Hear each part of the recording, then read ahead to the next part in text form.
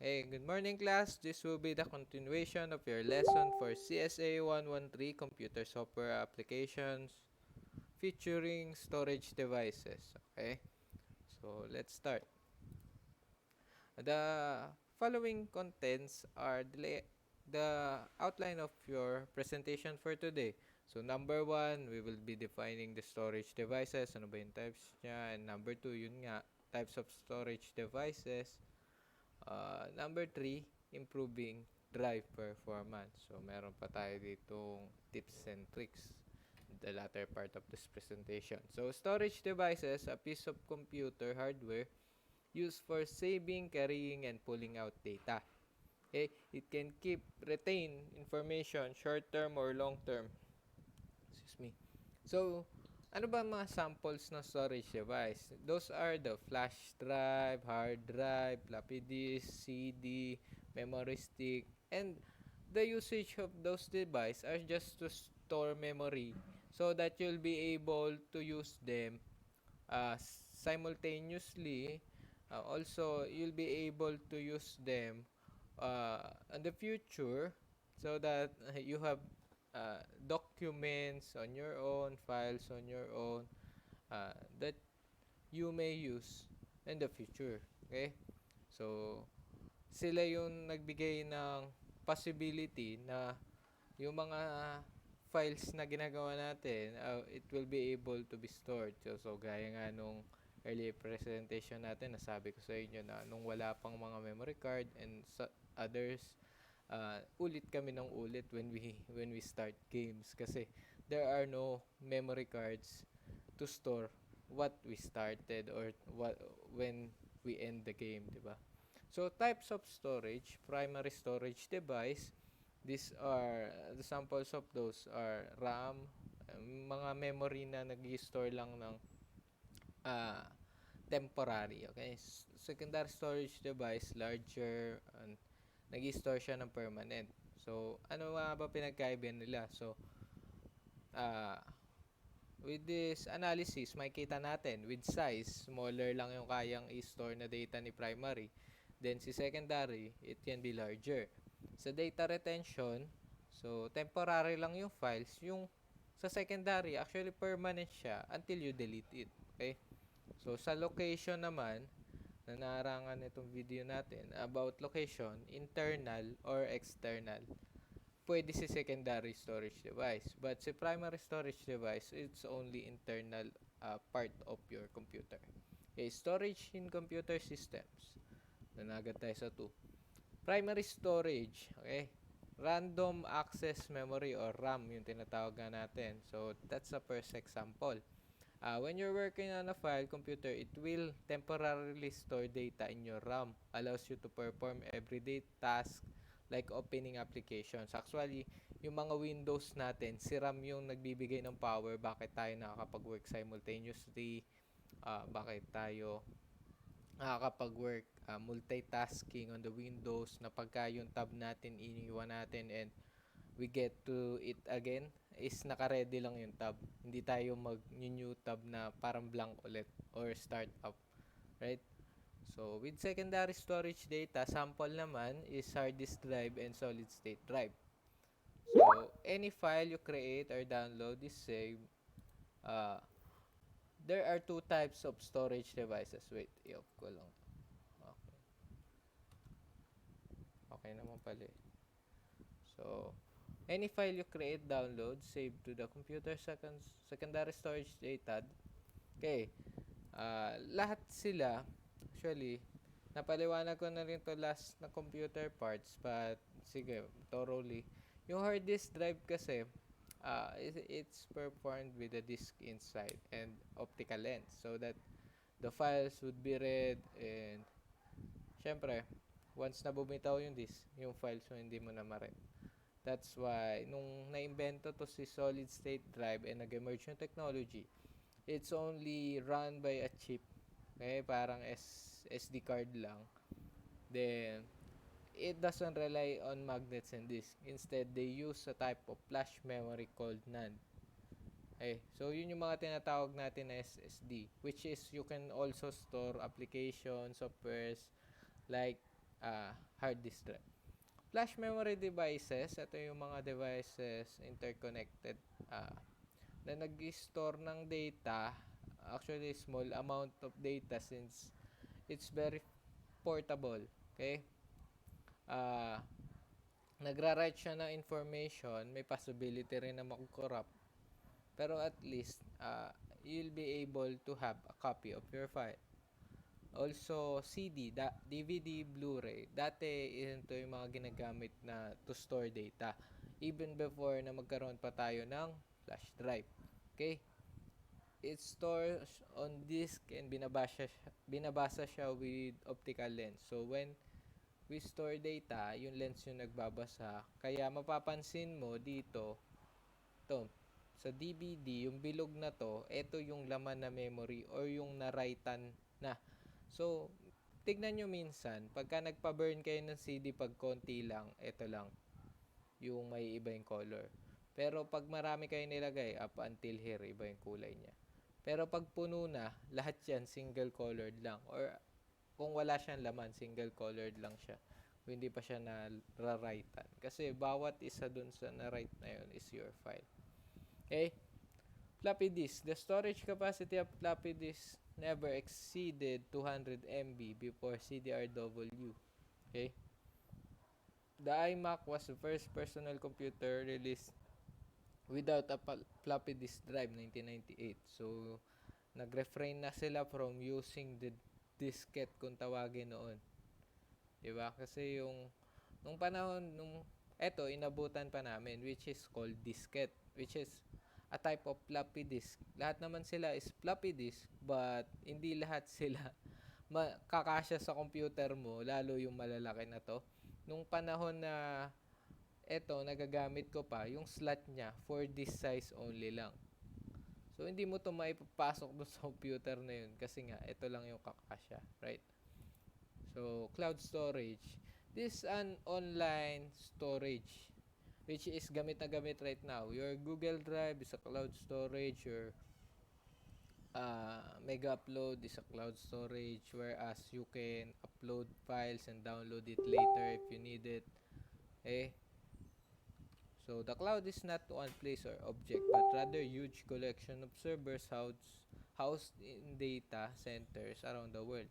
So, online, nasi-store mo yung data mo. So, these are the examples of different types of storage devices like magnetic storage device. Ito yung mga binabasa ng mga lens. Okay? Actually, hindi pala. Sorry. Through magnets na nare-read yung files mo. Sorry, the optical storage device are the ones read by lens. Okay? Flash memory devices, memory sticks, it consists of chips inside which stores your data and transfer it through ayun, ang tawag dito, connecting path like USB port, SD port, yan. So, online and cloud is like Facebook, social media. When you store your data, your picture inside the social media, it stores the cloud of your files. So, you can download it later, transfer it to another person. So, it's also considered as storage device. So, paper storage, ito yung mga sinauna, punch cards, and anything else. So, ito na yung sinasabi ko kanina, magnetic storage device. Detailed description of everything that you can review so that you'll be able to answer your exams. So, first one is floppy disk. A normal 3 and 1/2 inch disk can store 1.44 MB of data. So, yan yung inabutan ko. An internal, more likely, mga pictures yung laman niya. Okay? And documents. An internal hard drive is the main storage device in a computer. So, yung hard drive nyo, dyan nyo nilalagay yung mga installer, yung mga, kung wala kayong other hard drive, yung mga files nyo, lahat, ng nagagawa nyong pictures, documents, presentations, lahat nando sa hard drive. So, magnetic strip is a magnetic tape drive stores video and audio. Okay? So, tape and videotape recorders. So, ito yung mga ginagamit, for example, sa movies, ganun. So, that's the magnetic strip. Super disk drive and diskette that can hold 120 MB and 240 MB of data. So, that's the big diskette, okay, na pinapakita ko kanina. Cassette tape, a magnetic storage device used for audio recording and playback. So, binabasa or nire-read niya rin magnetically yung mga tape dun. Okay? Zip diskette is like a floppy diskette but more advanced. Okay? Pero nirefrain pa rin nila from using. Okay, optical storage device. Siyempre, ito yung pinaka-latest which is Blu-ray disc. A digital optical storage device which was intended to replace the DVD format. Okay? So, yung mga bago nating movies, 1080, 40, Blu-ray na siya. Kasi mas malaki na yung file size na na-adapt niya. Okay? So, CD-ROM disk, an optical storage that is read-only or cannot be modified nor deleted. Bakit? Kasi ito yung mga sinaunan disk na walang kakayahan or ability to restore or redelete data and create a new one. So, doon tayo papasok sa CDR and CDRW disk which is yung CDR is a type na hindi mo marere-write. And also, the CDRW is the type of a disk na marere-write mo. Actually, CDRW is the better. For example, dati nagbibigay tayo ng thesis. Pagka nagkamali ka, yung CDRW, pwede mong i-rewrite yung laman niya. So, delete mo, then i-burn mo ulit. But CDRW works differently na hindi mo na siya pwedeng palitan but store ka lang ng store at kung meron pa siyang uh, memory. So, perfect yun sa mga recordings, music, okay. DVD-R, DVD plus R, and so on and so forth. Ito yung mga rewritable disk which is higher memory. The difference between plus and minus is the formatting compatibility. So, depende rin dun sa device na magbabasa ng iyong disk. Diba? Kaya tayo may DVD dati. Yung MP4 player mo, MP3 player mo, hindi pwedeng i-read yung DVD disc kasi hindi siya compatible. Parang ganun. Flash memory devices, okay? So, flash memory devices composed of memory card. Una, memory card. So, ito yung meron tayo inside the cellphone. Yan. SD card. Most commonly used term for memory card is SD card. So, memory stick, a memory card that is removable. Memory sticks are the memory card which is larger. Parang ganito. They are commonly used on PlayStation Portable noon. And also the DS, Nintendo DS. SSD, solid state drive, sinabi na natin kanina. USB flash drive is considered the flash memory devices also. Ito yung online cloud, cloud storage, pinaliwanag ko na why. And also network media, audio, video, images, once you store them, it's like using it as for cloud.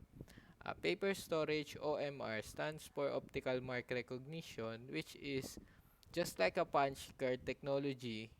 With those marks, you'll be sending a code and it will be read with the representation of those uh, paano ba to? Shaded part. So, it is just like a PCOS machine na ginagamit natin right now for botohan kasi dun makukuha yung data storage. So, mas mabilis siya. Let's say meron tayong ginagamit na yun nga ang papel for voting, then may multiple choices siya. Once na pinapasok mo on the PCOS machine, kahit sobrang dami ng data, mabilis niyang babasahin kasi uh, alam niya na yung code. When you shade this part, when you shade the other part, alam niya kung ano yung dapat niyang i-encode inside your software. punch card is a piece of hard paper. So, parang ganun din siya nagwo-work, but different lang yung device. Okay. So, improving drive performance. Sorry. Once you see your this is 100%, you are having a problem on your system. Actually, sobra na yun. So, pwede mong gawin is restart your system, update your Windows. Baka kasi dahil sa Windows is not updated lang. 'Di ba? Minsan sa ganun tayo nagkakaroon ng problem. Okay? So, check for malware. Mga antivirus mo dyan, Defender. Baka mamaya naka-open, napasok na kayo ng malware. So, with that, nagkaka-problem tayo and yung mga files na binibigay sa'yo ng malware gives a lot of memory that it's your memory na meron ka. Okay? So, ang pwede mong gawin is disable your Windows search. By using this command prompt or CMD, you can search what is CMD po ba, sir? And also, magiging topic din naman natin yan on the next lessons. Okay? So, the Windows, ta-type mo lang to with yung Windows System 32, automatic naman siya. net.exe stop Windows search. Minsan kasi yun yung nagbibigay ng high disk. So, most common na gawin yan sa mga lower memory na computer, which is yung mga luma. Change energy options from balance to high performance. Okay, so baka mamaya kasi is balance lang, then kinakain masyado yung memory mo ng power options. So kailangan high performance para mabigay niya fully dun lang sa memory mo. Okay? Run check disk. A check disk can show you if there are physical problems on your hard drive. So pagka nagpunta ka naman sa my computer, meron din dun na sa properties, may mga disk clean up din, whereas malilinis mo yung disk mo. Okay? Pero sa CMD, you can also run the check disk. Ayan, reset virtual memory in Windows 10. Ito pa, pwede mo rin gawin. So, sa system properties, you need to click on advanced system settings. Okay. Then, settings, about sa performance. Sa hardware, nandun yung disk cleanup. Okay. So, change. Makikita mo kasi yung virtual memory mo or yung paging file area mo sa RAM. 1408 MB lang. So, baka mamaya, hindi siya akma dun sa RAM na meron ka. So, kinakain niya ng buo. Okay. Make sure the box titled automatically manage paging file size is checked para mabalanse niya kung kaya ba niya o hindi. Then, you can also choose no paging file. Press OK, then reboot. Then, it's just part of a troubleshooting na i-enhance yung inyong sariling hard disk. Okay. How to increase hard drive speed? Ito, may mga cleaner naman dyan. Basically, CC Cleaner, Advanced System Cleanup, ano pa ba? So on so forth. Marami namang mga software na nagde-defrag, nagde-delete ng temporary files. So, pwede mo rin siyang gawin manually, pero may mga softwares na mga advanced system care na they have all na isang pindot mo lang, i-enhance niya lahat ng computer mo. Pagka you have problems with speed. So, bad sectors, viruses and malware, yan yung mga nagpapabagal. Yung file storage mo, sabog-sabog, and yung file fragmentation. Dahil nga sabog yung files mo, may mga fragments na naiwan. Okay. Method 1, delete temporary files, scan hard drive, defrag yung hard drive, enable write caching, which is yung cache, yung mga virtual memory na sinesave para isang bukas mo lang nandun ulit sila. Partition your hard drive. Paghihiwalayin mo yung kakayahan ng hard drive mo, which is yung programs mo dito, then dito sa kabila yung files. upgrade your hard drive. Baka kulang na nga naman yung memory mo, pinipilit mo pa. Okay? So, thank you very much. Those are what you can do in improving your hard disk drive, and also, the better is also having a copy of advanced system care. And also, if you have low amount of hard disk drive, don't be afraid to invest, because it's for your own sake, which we live on a technological era when you can uh, make your computer as part of your equipment on your industry scene. Okay? So, ayun lang. Dream big and keep up the good work sa tingin ko, and keep safe. Thank you very much for listening to this lesson, and we'll be uploading a continuation of this recorded discussion maybe next week. Thank you very much.